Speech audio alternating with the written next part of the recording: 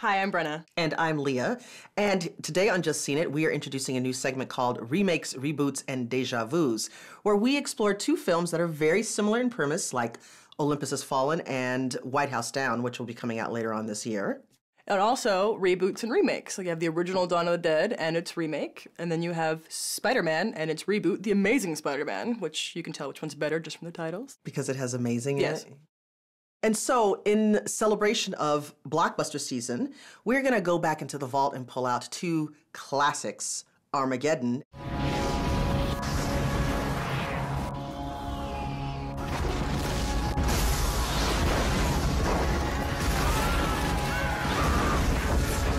What is this thing? It's an asteroid, sir. It's what we call a global killer. The end of mankind.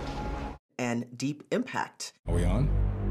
We're on, Mr. President. A few minutes ago, the United States ambassadors to every country in the world told the leaders of those nations what I'm about to tell you.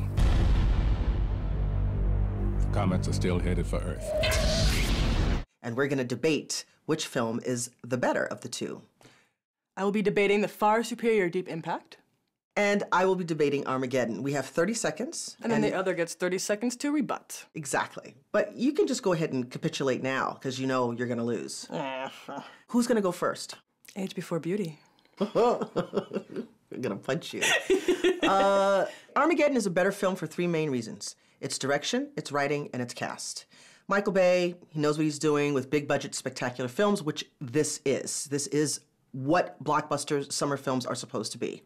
The writing is much better. You have J.J. Abrams as one of the writers on this film. And J.J. Abrams, hello, okay? Star Trek, Star Wars, J.J. Abrams. And the cast, this is a high wattage, star-filled cast with Bruce Willis at the helm.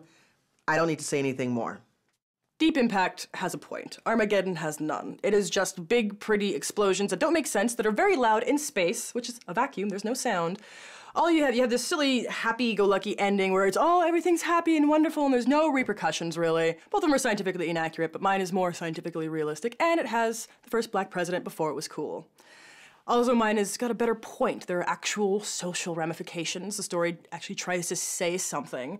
When the asteroid hits half the Earth and the other half is destroyed and burns up in the atmosphere, it's far more accurate. It exists on a deeper level, it has a point, and it addresses the issue of who would get to live in an event of a mass extinction.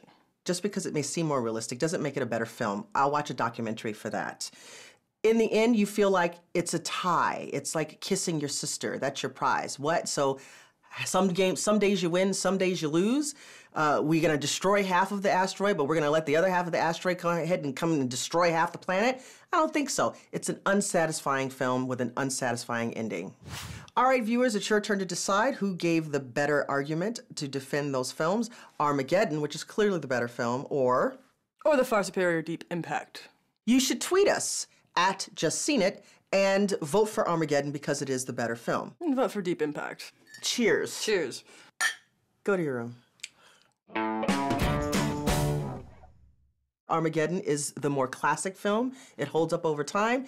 Deep Impact is like stale bread. They both have their merits, but Armageddon is just, it doesn't do anything except explode and be highly scientifically inaccurate. I'm sorry, and that's what a summer blockbuster film is supposed to do. I want there to be a reasons for the explosions and make it happen on Earth. Of course there is. They do a great job of demonstrating all this great technology. They've got all these great gadgets. Which is all, things explode. doesn't work, doesn't make sense. The Russian space, it doesn't matter that it makes spinning. sense. It's not how artificial gravity would work. It's science fiction. In the future, it's a giant recruitment video, which I don't even know how that works because you can't just sign up for NASA. It doesn't matter whether you think it's a giant recruitment video or not. It's a more successful film. It's a better written film. It's got better looking men in it.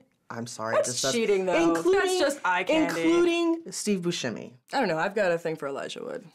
So. Oh. I think he's adorable. Oh. His big blue eyes. Oh. He's a hobbit. Hobbits can be attractive. To other hobbits. I'm not a hobbit. Anyway, I'm done with this conversation. Do I have more to say? Nope.